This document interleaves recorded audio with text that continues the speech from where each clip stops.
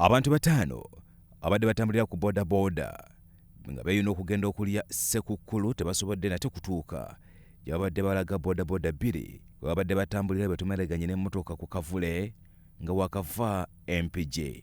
Abadduukirize bakoze kisoboka okutaasa obulamu bw'abo abakoseddwa nga babiri ku bo batwaliddwa mu mmoloka ez'abuyonjo nga basatu batwaliddwa Fuso ey'ebyamaguzi nga bamenyese emikono n'amagulu.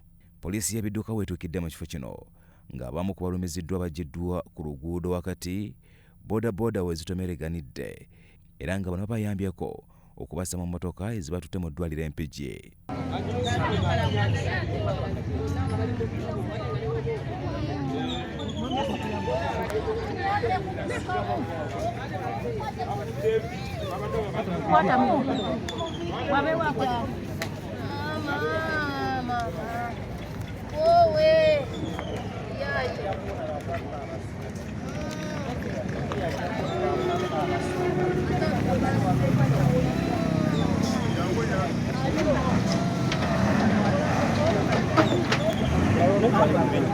Abaddewo nga akabenje kano kakagwawo bagamba nti kivudde ku malala agaba bodaboda bakira babongera pikipiki mu luguudo wakati olutabaddemu mugotteko gwa bidduka.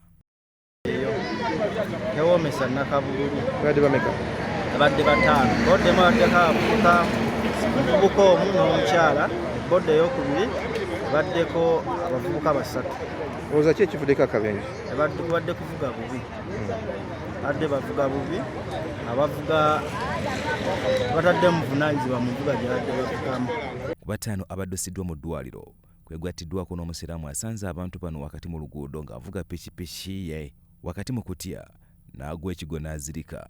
Oluvannyuma kabangali ya poliisi ereeteddwa n'etwala bodaboda zombi ku poliisi MPJ.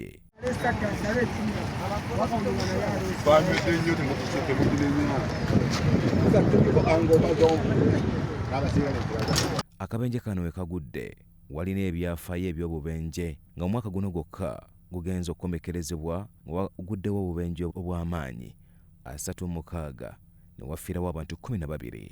Bya Mutebi Robert akuyita okubeerawo ku Vision Night ennaku z'omwezi 31 December.